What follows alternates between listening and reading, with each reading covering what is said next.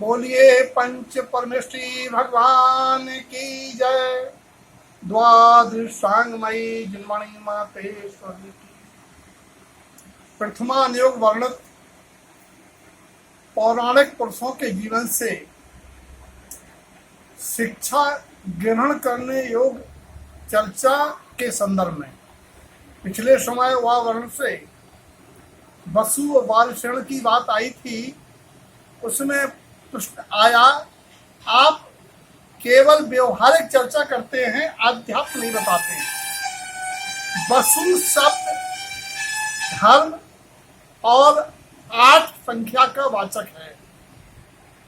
8 संख्या 8वीं वसुधा, अष्टम वसुधा सिद्धशिला को कहते हैं। उसकी प्राप्ति का उपाय है वसु अंग रमन जिन।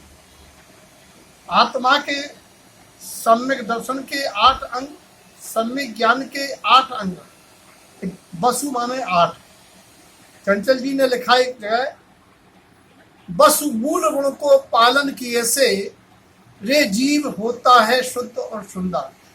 जिनके जीवन में 8 मूल गुण व्यवहार से शुरू हो जाते हैं, उनका मोक्ष मार्ग का आधार बन जाता है और संसार के दुखों से भयभीत होकर आत्म सन्मुखता रूप संवेग आदि 8 गुणों के पालन से जीव कर्म बंध से बचता है, मुक्ति का मार्ग प्रशस्त होता है। और बारी शब्द जल का पर्यायवाची है। शाम में जलले सियरा, जो समता का जल क्रोध अग्नि पर डाल देते हैं, वे एक दिन निष्कषाय नाथ बन जाते हैं। सम्यक्त का जल संसार के दुखों का हरण हारा है। तो बारिश से यहाँ सम्यक्त का जल, समता का जल, साम्य जल ग्रहण करना आध्यात्मिकता है। आज शब्द है विभीषण।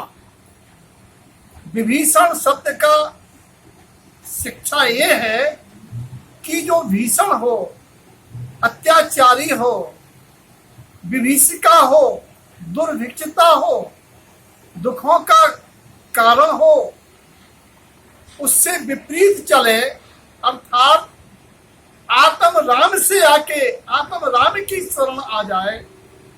अध्यात्म है समय शरण जिन उत्तु, जिन्हें परमात्मा ने आत्मा की शरण रहने को कहा है। व्यवहार में विभीषण रावण जैसे अत्याचारी भाई से वैराग्य पूर्वक वहां से निकलकर राम की शरण में आया।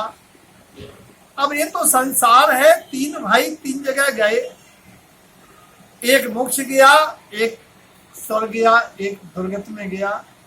कहने का प्राय यह है कि विभीषण जो विभीषिका से बचना चाहे, क्योंकि भगवान के समो शरण में 100 योजन तक दुर्भिक्ष नहीं फैलता। क्यों?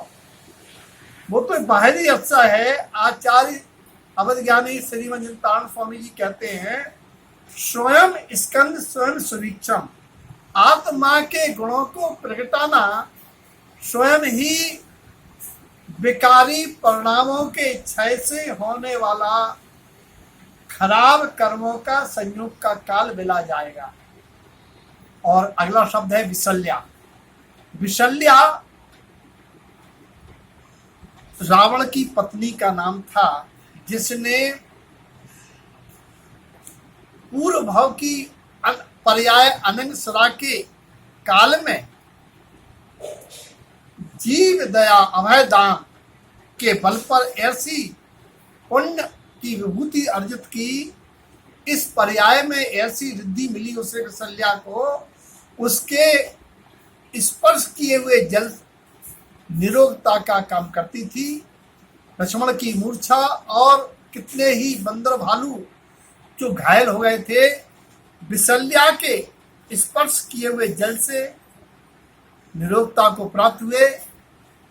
हनुमान जी संजीवनी बूटी लेने नहीं गए थे। जैन दर्शन के अनुसार बल्कि द्रोणपुत्री विशल्या को लाए थे, जिससे उपचार हुआ।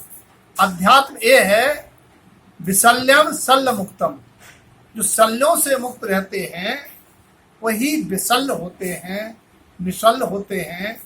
और निशल्यो वृत्ति, जो शल्यों से रहत है वही वृत्ति है, क्योंकि शल्य पाप का कारण है और वृत्तिपना पापों से विरक्ति है।